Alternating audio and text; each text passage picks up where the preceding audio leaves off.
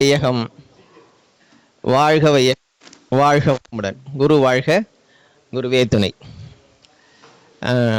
இந்த மேடையில் அமைந்திருக்கும் ஜோதிட ஆசான்கள் மற்றும் ஜோதிட நண்பர்கள் அனைவருக்கும் என்னுடைய முதல் வணக்கம். நான் வடலூர்லேருந்து துரை.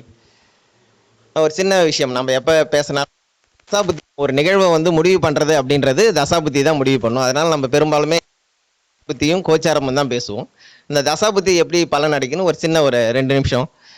பெரும்பாலுமே தசாபுத்தியை நடத்துகிற கிரகம் எந்த பாவத்தில் இருக்கோ அந்த பாவம் இயங்குது அப்படின்னு சொல்லுவோம். பொதுவாக தசாபுத்தி நடத்துகிற கிரகம் எந்த பாவத்தில், அது வக்கரமாக இருந்தாலும் நீசமாக இருந்தாலும் எதுவாக இருந்தாலும் அந்த பாவம், ஒரு கிரகம் எந்த பாவத்தில் இருக்கோ அந்த பாவம் இயங்கும்.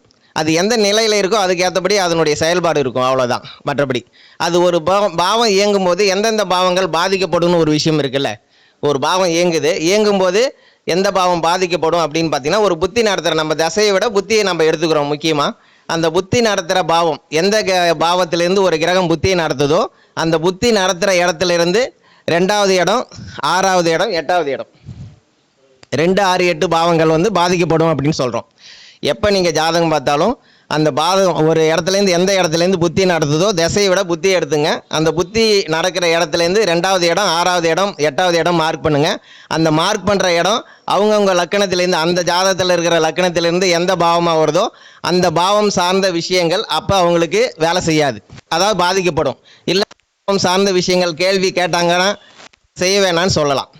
உதாரணத்துக்கு ஒரு 4ஆம் பாவம்னு வச்சுங்களேன். 4ஆம் பாவத்திலேருந்து ஒரு கிரகம் புத்தியை நடத்துது.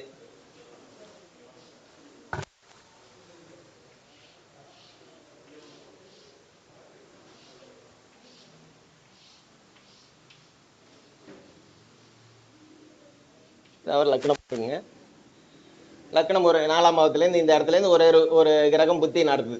இந்த புத்தி நடத்துகிற பாவத்தை நான் என்ன சொல்ல வரேன்னா, இந்த புத்தி நடத்துகிற பாவம் இருக்கிற பாவம் இயங்குன்னு சொல்கிறேன். இந்த பாவம் இயங்கும் போது 2ஆம் இடம், இந்த இடத்துலேருந்து 6வது இடம், இந்த இடத்துலேருந்து 8வது, இது பாதிக்கும் அப்படின்னு சொல்கிறேன். அப்போ இந்த பாவம் லக்னத்துக்கு எந்தெந்த பாவமாக வருது? 5ஆம் பாவமாக வருது, லக்னத்துக்கு 9ஆம் பாவமாக வருது, லக்னத்துக்கு 11ஆம் பாவமாக வருது. இந்த 5, 9, 11 சார்ந்த கேள்வி கேட்டாங்கன்னா இப்போ தடையாக இருக்கும் அப்படின்னு சொல்லலாம். இந்த பாவம் சார்ந்து எந்த கேள்வி கேட்டாலும், இப்போ எங்கள் அப்பாவுக்கு எப்படி இருக்குன்னு கேட்டால், அப்பான்றது 9ஆம் இடம், இந்த 9ஆம் இடத்துக்கு இது 8ஆம் இடமா வேலை செய்யுது, அப்போ அப்பாவுக்கு கண்டம் கஷ்டம் இதெல்லாம் வர்றதுக்கு வாய்ப்பு இருக்குது அப்படின்னு சொல்லலாம். 11ஆம் இடம் மூத்த சகோதரன், நம்மளுடைய திருப்தி, அதுக்கு எந்த இடமா இருக்குது சார்? இதுக்கு 8ஆம் இடம் அப்படின்றது கரெக்டாக தானே போட்டேன்? ரைட்டு. இந்த இடம் இதுக்கு 6ஆம் இடமா இருக்குது. அப்போ இந்த 11ஆம் இடம் அப்படின்றது மூத்த சகோதரத்துக்கு பிரச்சனை. அந்த 11ஆம் இடம் நம்மளுடைய நாம் அனுபவிக்கிறதெல்லாம் கடன் ஆகலாம் அப்படின்னு சொல்லலாம்.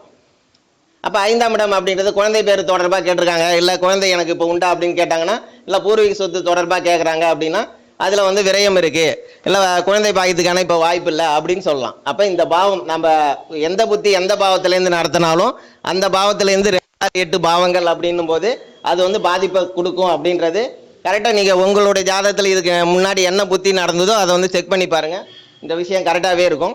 அதுபோல் இதுக்கு எந்த இடம் சப்போர்ட் பண்ணணும், இதுக்கு 1, 5, 9 சப்போர்ட் பண்ணும். ஒரு கிரகம் எந்த பாவத்தில் இருக்கோ இதனுடைய 1, 5, 9லேருந்து கேள்வி கேட்குறாங்க. இப்போ வீடு கட்டலாமான்னு கேட்குறாங்க அப்படின்னா இப்போ 4ஆம் பாவம் வீடு கட்டலாம். ஒரு கிரகம் 8ஆம் பாவத்திலேருந்து 8ஆம் பாவத்திலேருந்து வேலை செஞ்சாலும் சரி.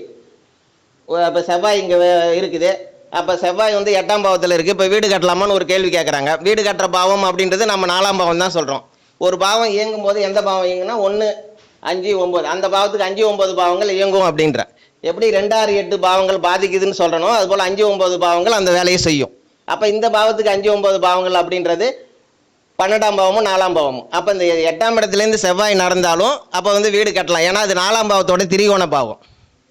அப்போ 8ஆம் பாவம் அப்படின்னும் போது ஜாதகருக்கு கஷ்டம் கொடுக்குற பாவம்ன்றதால எதிர்பார்ப்பை குறைச்சிக்கிட்டு கட்டினாங்கன்னா பெருசாக பாதிப்பு இருக்காது.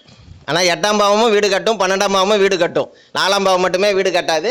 அப்போ 8ஆம் பாவம் இயங்கும் போது அவங்களுடைய எதிர்பார்ப்பையும் ஆசையும் குறைச்சிக்கிட்டாங்கன்னா, ஏன்னா 8ஆம் பாவம் இயங்கும் போது தான் அவங்களுக்கு இன்னும் கொஞ்சம் செய்யலாம், இது செய்யலாம், யாராவது அடுத்தவங்க சொல்லி அதனால் அவங்க கஷ்டத்தை அனுபவிக்கலாம். அதனால் பேராசையை குறைச்சிக்கிட்டாங்க அப்படின்னா 8ஆம் பாவமும் அவங்களுக்கு வீடு கட்டுற விஷயத்த சொல்லும். இது போல் இயங்குற பாவம் அப்படின்றது அந்த பாவத்தோட திரிகோண பாவமும், மறுக்கிற பாவம்ன்றது அந்த பாவத்திலேருந்து 2, 6, 8 பாவங்களும் மறுக்கும். இதை நீங்கள் பலன் சொல்லும்போது பயன்படுத்தி பாருங்கள். அப்போ அந்த கிரகம் நம்ம இப்போ வீடு கட்டலான்னு சொல்லிட்டோம் அப்படின்னா அந்த கிரகம் அந்த 4ஆம் பாவத்துக்கு திரிகோண பாவத்தில் கோச்சாரத்தில் இருக்குதான்னு பார்த்துக்கணும். அப்போ கோச்சாரத்தில் அந்த கிரகம் 3ஆம் பாவத்தில் இருக்குன்னு வச்சிங்களேன், இப்போ வந்து இந்த மூணாம் பாவத்தை தாண்டிட்டோம்னு சொல்லலாம். அது மாத கிரகமாக இருந்தால் உடனே தாண்டிடும். வருட கிரகமாக இருந்தால் இன்னும் 6 மாதம் இருக்குங்க, அது பயிற்சி ஆகட்டும், அதுக்கப்புறம் செய்யுங்கன்னு சொல்லலாம். நம்மளுக்கு அது 4ஆம் பாவத்துலேருந்து புத்தி நடத்துது. ஆனால் அந்த கிரகம் வந்து கோச்சாரத்தில் இன்றைக்கி 4ஆம் பாவத்துக்கு 12ஆம் இடமான 3ஆம் பாவத்தில் இருக்குது அப்படின்னா அது வந்து கண்டிப்பாக காலகட்டத்தில் பாதிப்பை கொடுக்கும். அதனால் கோச்சாரத்தையும் தசாபுத்தியும் இணைத்து பலன் சொன்னீங்கன்னா துல்லியமான பலன்னு சொல்லலாம். இந்த சிறப்பான வாய்ப்பை கொடுத்த விஜயகுமார் ஐயாவுக்கு மீண்டும் ஒரு முறை நன்றி சொல்லிக்கிறேன். ஜோதி ஆசான்களுக்கு நன்றி சொல்லிக்கிறேன். நன்றி, வணக்கம்.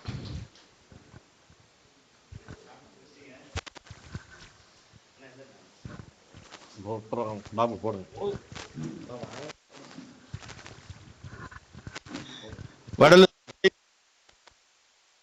அண்ணன் ஓகே பாபு அண்ணன் அவர்கள் பொன்னாடை போத்தி மகிழ்விப்பார்.